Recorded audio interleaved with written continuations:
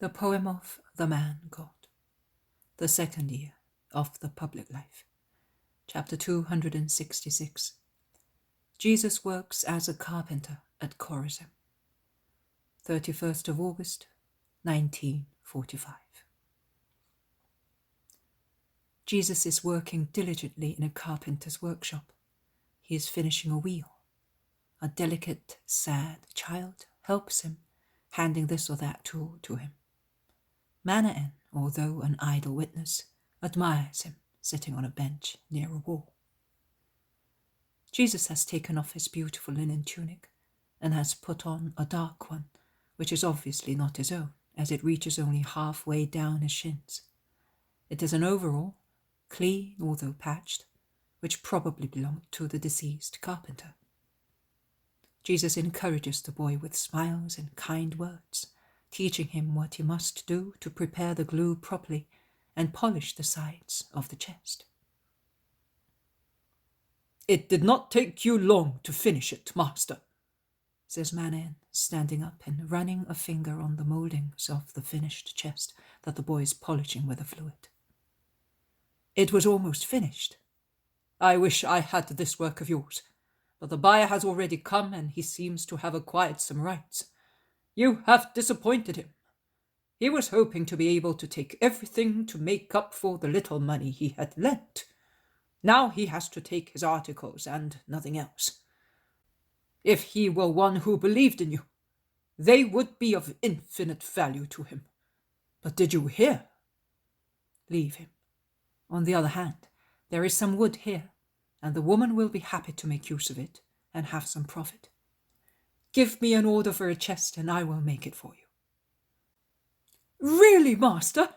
Do you intend to go on working?" "Until there is no more wood left. I am a conscientious worker," he says, smiling more frankly. "A chest made by you? Oh, what a relic! But what shall I put in it?"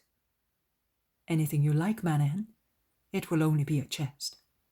"But made by you." "So? The Father also made man. He made all men. And what did man put in himself? What do men put in themselves?" Jesus speaks while working, moving about, looking for the necessary tools, tightening vices, drilling, planing, turning, according to what is needed. "We have put sins in ourselves. That's true." "See? And you may rest assured that man created by God is worth much more than a chest made by me. Never mix up objects and actions. Of my chest, just make a relic for your soul." "That's it?" "Give your spirit the teaching you get from what I do." "Your charity, humility, activity. Then, these virtues. Is that right?" "Yes, and do likewise yourself in future." "Yes, master. But will you make me a chest?" "Yes, I will. But since you still consider it a relic, I will make you pay for it as such. Thus, they will be able to say that at least once I have been greedy for money. But you know for whom the money is, for these little orphans." "Ask me whatever you want. I will give it to you. At least it will justify my idling while you, the Son of God, are working." "Agreed. With sweat on your brow, you shall eat your bread." "But that was set for the guilty man, not for you." "Oh, one day I shall be the guilty one, and I shall have on me all the sins of the world. I will take them away with me on my first departure." "And do you think that the world will not sin any more?" "It should not, but it will always sin.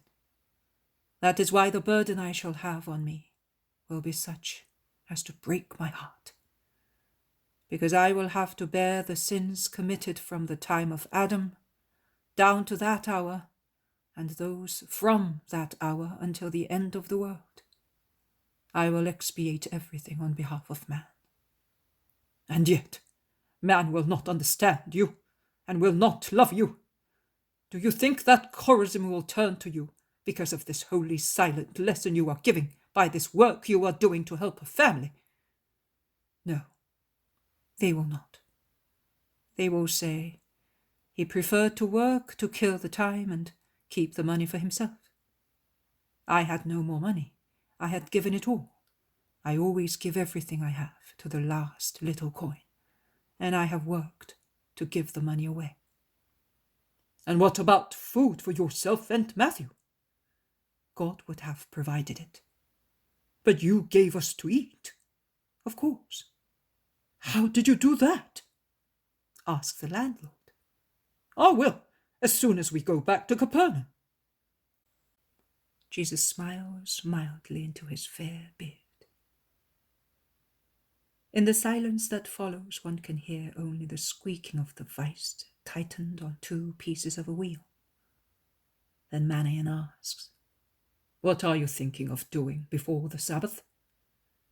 I will go to Capernaum and wait for the apostles. We decided to meet every Sabbath eve and spend the Sabbath all together. Then I will give them instructions, and if Matthew is well, there will be 6 couples going out to evangelize. If not, do you wish to go with them? I would rather stay with you, Master, but may I give you a piece of advice? Tell me.